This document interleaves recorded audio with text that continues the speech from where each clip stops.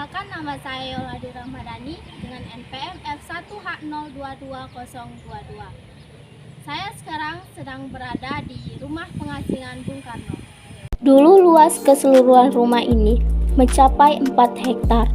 Akan tetapi, seiring berjalannya waktu, oleh pemerintah Provinsi Bengkulu, lahan yang ada kemudian dibagi-bagi untuk rumah penduduk dan sebagian untuk gedung instansi pemerintah daerah. Rumah pengasingan Bung Karno merupakan salah satu objek wisata terkenal yang ada di Provinsi Bengkulu. Tepatnya di Jalan Soekarno-Hatta, nomor 8 Anggut Atas, Kecamatan Gading Cempaka, Kota Bengkulu. Di rumah ini, Presiden pertama Republik Indonesia, Insinyur Soekarno, diasingkan selama 4 tahun sejak 1938 hingga 1942 sebagai tahanan politik. Rumah ini dibangun pada awal abad ke-20 oleh Tejang Tejeng Kawai yang merupakan orang Cina bekerja sebagai penyalur bahan makanan pokok untuk keperluan kolonial Belanda pada saat itu. Kemudian disewa oleh kolonial Belanda untuk menempatkan Bung Karno selama pengasingan. Menurut sejarahnya, Bung Karno diasingkan ke Bengkulu karena pemerintah Belanda beranggapan Bung Karno dapat membahayakan eksistensi mereka di Indonesia. Banyak buku dengan bahasa Belanda yang terdapat di ruang kerja, pakaian, dan beberapa koleksi foto yang menghiasi hampir seluruh bagian ruangan. Selain itu, ada juga seragam grup Tonil Monte Carlo asuhan Soekarno semasa di Bengkulu. Koleksi foto sendiri diketahui berjumlah 22 buah, 303 judul buku dengan bahasa Belanda yang terdapat di ruang kerja Bung Karno. Bagian depan, 120 pakaian pentas sendiwara Monte Carlo.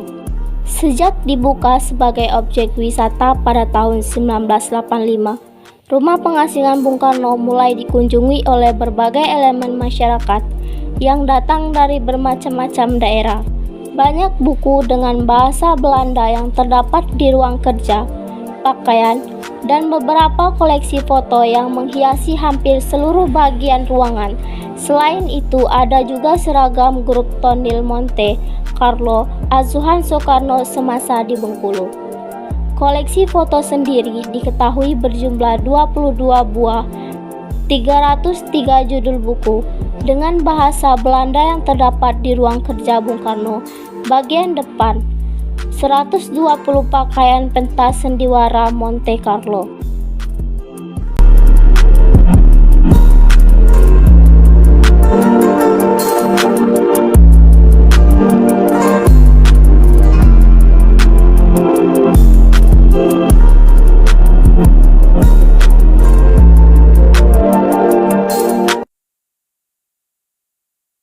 Salah satu hal menarik lainnya yang tidak kalah terkenal adalah sumur tua yang terdapat di bagian belakang rumah. Konon katanya, sumur ini bertuah. Ada kemungkinan cerita tuah itu terkait karisma Bung Karno dan Fatmawati. Di foto-foto yang dipajang di rumah, Bung Karno tampak bugar dan bercahaya meski berada di pengasingan.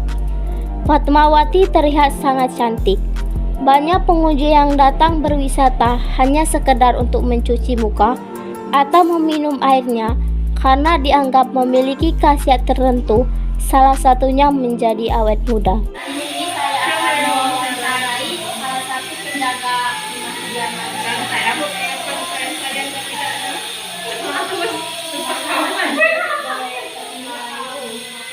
Oke, nama saya Pramono Putra, bisa dipanggil Prama.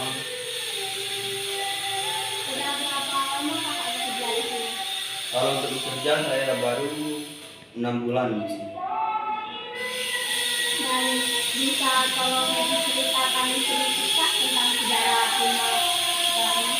Untuk sejarah rumah ini dibangun pada tahun 1918, dibangun oleh orang Cina. Kalau untuk Bung Karno tinggal di sini selama 4 tahun dari tahun 1938 sampai 1942.